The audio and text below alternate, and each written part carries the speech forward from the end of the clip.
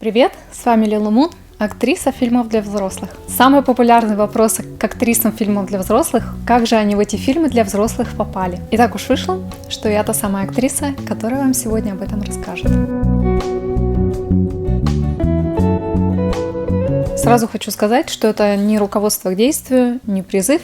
Это просто моя история, которой я хочу поделиться, это мой опыт. И как им распоряжаться, вы решаете сами. Многие думают, что в порно попадают девушки какие-то с очень тяжелой судьбой, у которых что-то пошло не так.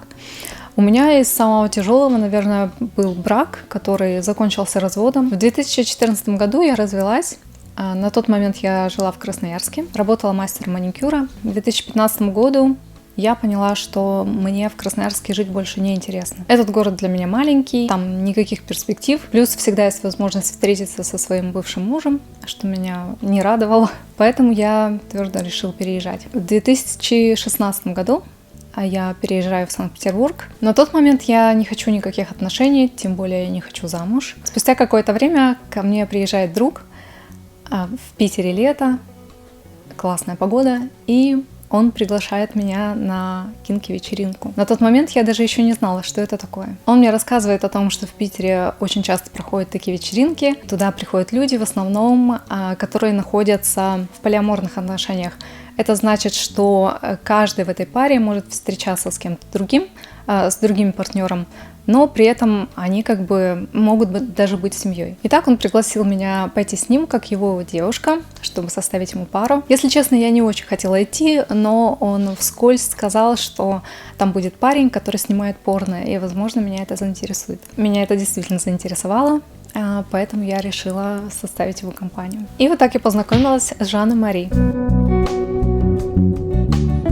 Мы с ним начали общаться. Через несколько дней он пригласил меня в гости, потом еще раз. В какой-то момент меня уже начало это напрягать, потому что мне показалось, что слишком часто он меня приглашает. У меня стало создаваться ощущение, что он хочет даже отношений. Но он не хотел отношений, он, видимо, ко мне присматривался. И на одной из встреч он наконец-то решил рассказать мне, чем он занимается, и показать. Тогда я увидела его ролики, и мне они очень понравились. Он сказал, что я идеально подхожу для порно, потому что я очень хорошо выгляжу, у меня все натуральное, нет татуировок, и я очень люблю секс. В общем, я идеальный кандидат. И на тот момент я поняла, что для меня это идеальный вариант. Никаких серьезных отношений, регулярный безопасный секс без обязательств, плюс порноактрису никто замуж уже не позовет. На тот момент я еще работала мастером маникюра, и каждый свой свободный день я проводила у него. Он учил меня позировать, мы снимали короткие пробы, делали фото. Где-то через месяц Жан предложил мне сняться у него в ролике. Именно после этих съемок я действительно поняла, что я сделала правильный выбор. Мне все очень понравилось, мне было очень комфортно. Но при этом была проблема, меня никто не знал. И у Жана не было возможности сделать меня популярной. И вот тут мне снова очень повезло. В Питер на несколько дней приехала Валентина, известная как Джина Джерсон. И Жану удалось договориться с ней о съемке. На следующее утро после съемки я, как обычно, взяла свой телефон в руки и просто обалдела от количества сообщений. Потому что их просто было, я не знаю. Узнали мои друзья, мои знакомые, узнали друзья родителей. И все, конечно же, посчитали своим долгом написать мне об этом, поинтересоваться, все ли у меня хорошо, не попала ли я в беду, и научить меня, как нужно по-настоящему жить. Оказывается, Валя отметила меня в Инстаграм. Благодаря этому сразу куча людей узнали, кто такая Лила Мун. Кстати, псевдоним Лилу Мун мы придумали вместе с Жаном Мари. Был псевдоним Лилу, и нужно было к нему придумать какую-то фамилию, которая хорошо бы звучала. И мне кажется, мы выбрали хороший вариант, который прижился и звучит классно. Но Жан меня об этом предупреждал, поэтому я задолго рассказала своим родителям, своим близким друзьям, своим родственникам, что я собираюсь сниматься в порно.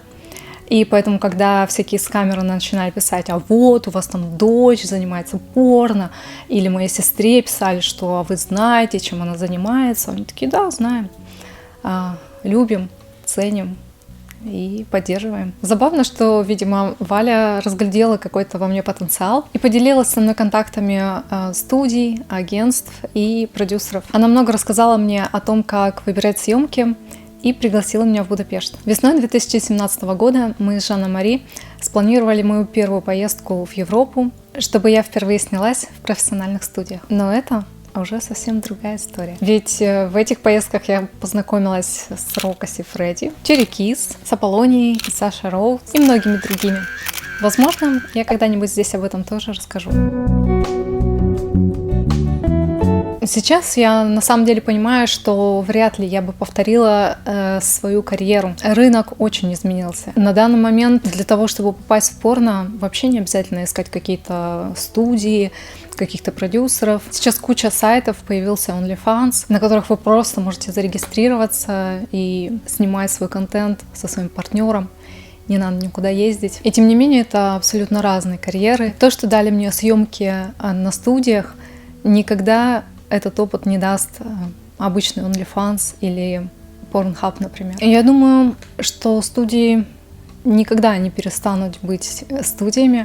То есть это определенный вид порно, и он всегда будет, это всегда интересно. Я бы, наверное, сравнила работу на студиях с работой в офисе, а OnlyFans, Pornhub с работой на себя, фрилансером. Да, студии всегда они будут существовать, и они будут работать вне зависимости от того, есть вы там или вас нет. OnlyFans, например, это как индивидуальное предпринимательство, где вы сами определяете, какого успеха вы хотите добиться, какой масштаб нужен вашему бизнесу, хотите ли вы быть супер популярным или вы хотите просто зарабатывать, какой-то иметь ежемесячный доход, который вас будет устраивать и не париться вообще.